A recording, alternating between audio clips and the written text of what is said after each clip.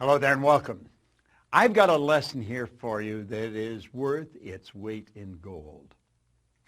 You know, Joseph Campbell, he taught so many great lessons. But he said one time, the cave we fear to enter holds the treasure that we seek. Have you any idea how many times fear has caused people to back away from what they really want? Little boys afraid to ask a little girl to go out. A little girl is afraid to ask a little boy to go out. A person wants to apply for a better position, but they're afraid they might get turned down. They've saved the money and they really want to get the car of their choice, and fear causes them to back away.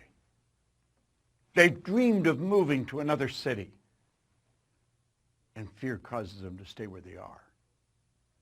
Do you know, fear has been known, James Allen said, to kill a person quicker than a speeding bullet.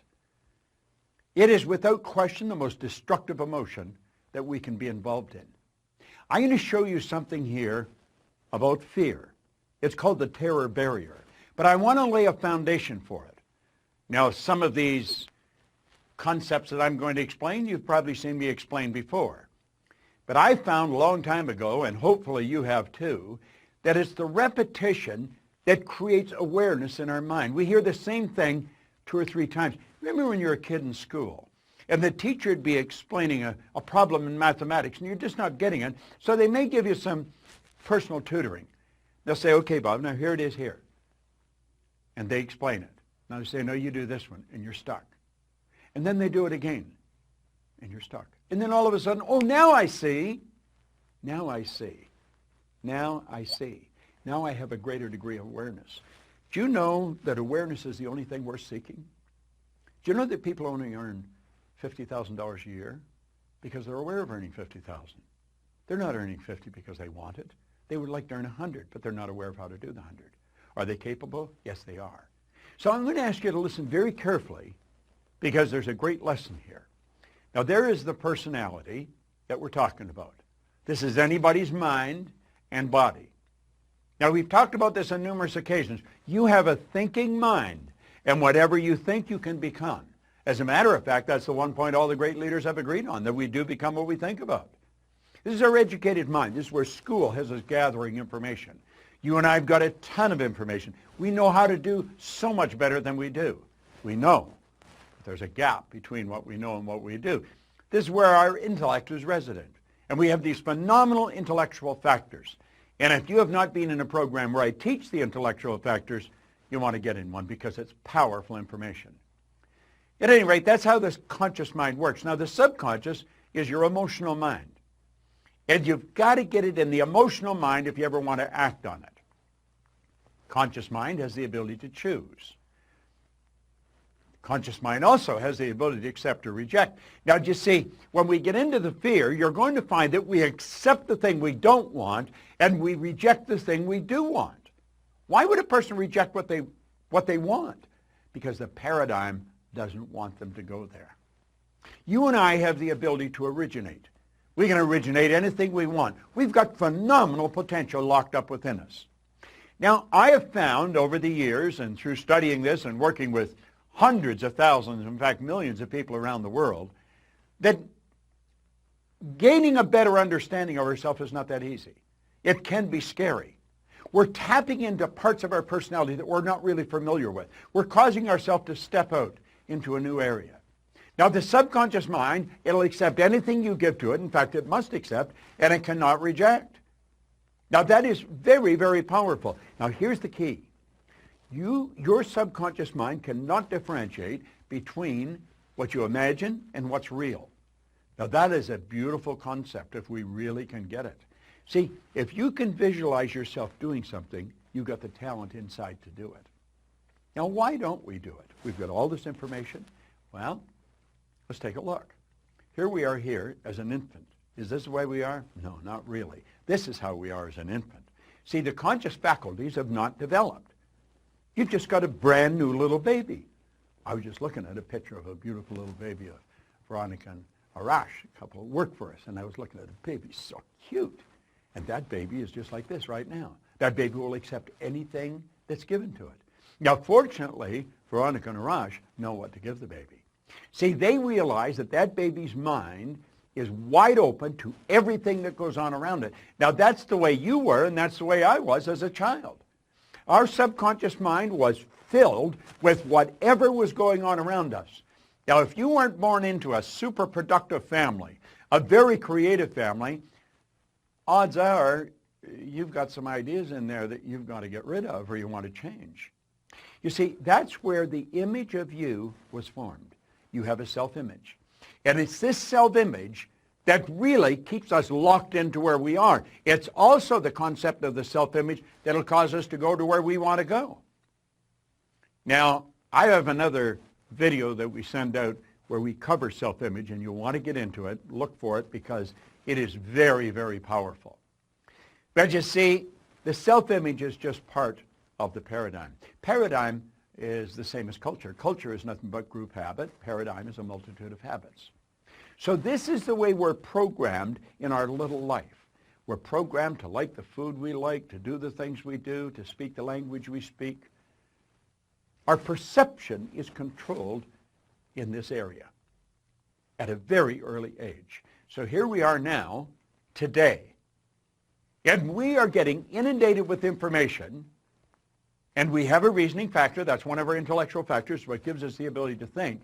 We have the ability with our thinking mind to reject everything we don't want to hear. Now, if the information that's coming at us is not good information, if it's not creative information, we should just tell it to get out of town, get lost. But we don't do that. Why don't we just say, get out of here, turn it off, originate good information? Because we don't. Because we're programmed to live like this. And you'd say, well, this is absurd. People don't go around like this. Well, unfortunately, they do. Now, don't take my word for it. Start paying attention to the people around you. Start listening to the conversation. I call it the chatter of the masses. There's noise. That's what words are, noise.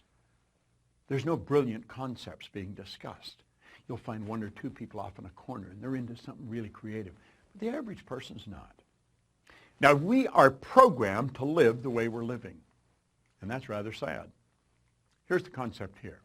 We point out school gave us valuable knowledge. However, school never taught us how to alter the old paradigms. Therefore, we frequently don't do what we already know how to do.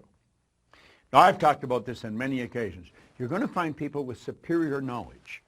They may graduate right at the top of their class, and they may ace all of their exams. They are smart.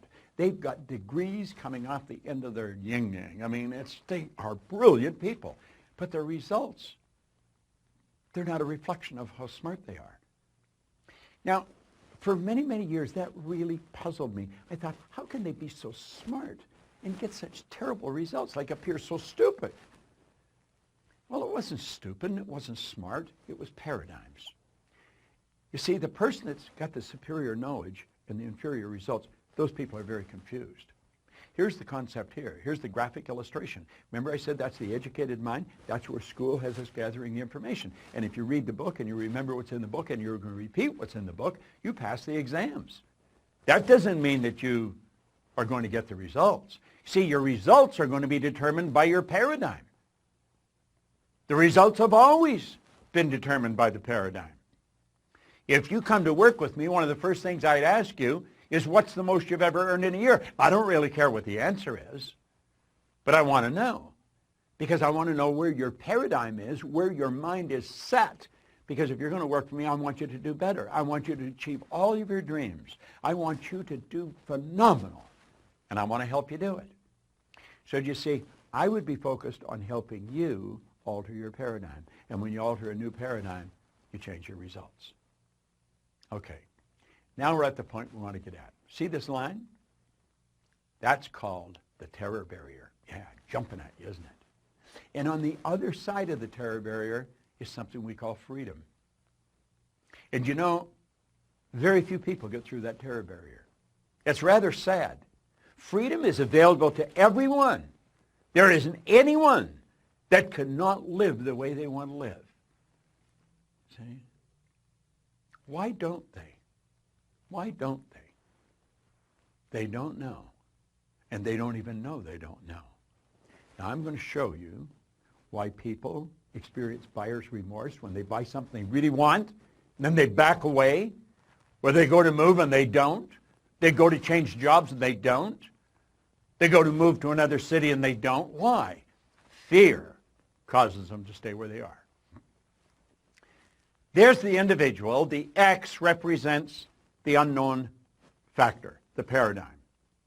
Now, there's a power flowing into this individual's mind, and they can make anything out of it they want. Remember we said we had the ability to choose? What do they choose? They choose thoughts that are in harmony with the paradigm. Now, here's an important point. The paradigm controls the vibration of this thing we call our body. Our body is a molecular instrument. That's really what it is. It's a mass of molecules and a very high speed of vibration. The vibration that the body's in on a conscious level we call feeling. When a person says they feel this way or they feel that way, what they're really doing is describing the vibration they're in. Now, they choose thoughts that harmonize with the vibration they're in so they feel comfortable. They may not like the results, but they're comfortable. Now, let's move ahead. Let's take a look here. Those people are getting X-type results and they don't like it. Do you know what the problem with them? They're in bondage. These people are locked up. Do you know, paradigm is like keeping a person in a prison, only there's no locks on the door. They can open the prison and walk out into freedom anytime they want, and they don't. They keep getting the same results over and over and over again. They're in bondage. Now, let's go ahead. Here's the same person. X-type conditioning, X-type vibration. The power's flowing into them. And for some strange reason from left field, boom, in comes a Y-type idea. What is a Y-type idea? The Y-type idea represents anything that you might want to do that you're not doing. It might be move to another city, change jobs, sell the house, buy the farm, whatever it may be.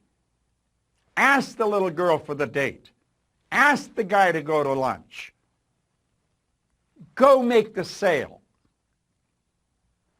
Buy what you want. Go where you want to go. That's the Y idea.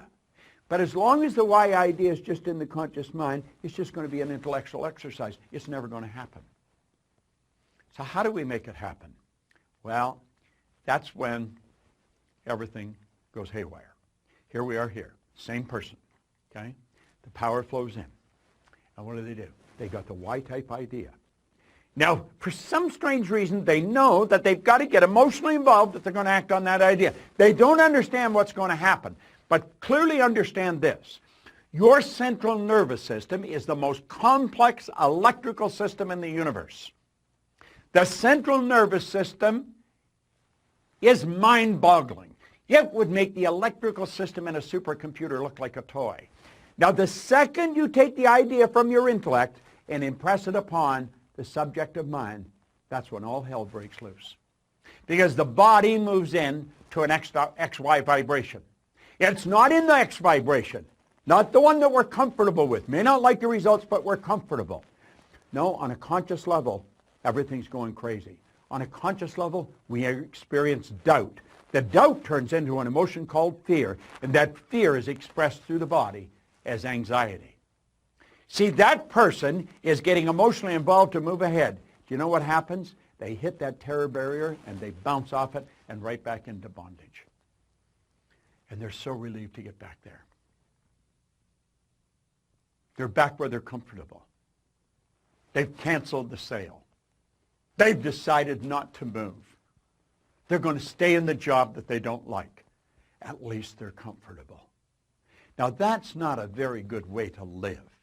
And you know something? That's something everybody experiences if they're going to grow. You're going to hit that terror barrier. See, the terror barrier is going beyond where you're at, going to a new level. I'm going to tell you something. When I set a goal, if it doesn't scare and excite me at the same time, I know I'm going in the wrong direction. Now, I also understand that my paradigm is going to try and get me to bounce back to where I was. It doesn't want me to move ahead. I don't want to live there. I lived there for the first 26 years of my life. And for the last 50, I've had a phenomenal life, and it just keeps getting better. And I want you to do the same thing. Understand what I've just said. I'm going to back this up. They got emotionally involved in the why idea. That moved their body into a different vibration. On a conscious level, they're experiencing some crazy stuff. They start to doubt their ability. They'll never be able to pay for it. They experience fear. The fear expresses itself as anxiety. And bang, you bounce off that terror barrier, and you're right back. Oh, I might not be earning much here, but I know what it is. I would love to move there, but I'm comfortable here. I think I'll just stay here. These people are acting like they have a contract to live forever, and they don't. Do you know what to do? Say, I'm going to get rid of all that. I understand it's there, but I don't want any part of it. And I'm going to go crashing right through that terror barrier. Now, does that get rid of the X energy? No. The X energy is still there, you see. But at least you're over into freedom. You made the move. You did it. And if you continue to feed the right information into your mind, keep feeding that why idea, keep getting emotionally involved in the why idea, you're there, you're on the road. Keep doing that. You're going to find that the paradigm is going to change, and it'll just all go away. And you know where you're living? In freedom. You're living where you want to live. Buyer's remorse is when you cancel a sale. Buyer's remorse is when you stop just before you buy what you really want, before you go for the thing that's going to change your life and you know it. It's not moving to the other city. It's not starting the business of your dreams. It's not stepping out and betting on yourself. That's a terror barrier that's causing that. And if you don't learn to go through the terror barrier, I'm going to tell you something. You're going to stay right where you are for the rest of your days. That's not a good place to be. What did Joseph Campbell say? So true. The cave you fear to enter holds the treasure you seek. This is such an important concept. It's a concept that everyone should understand. I want you to watch this particular video 100 times. Play it over and over and over.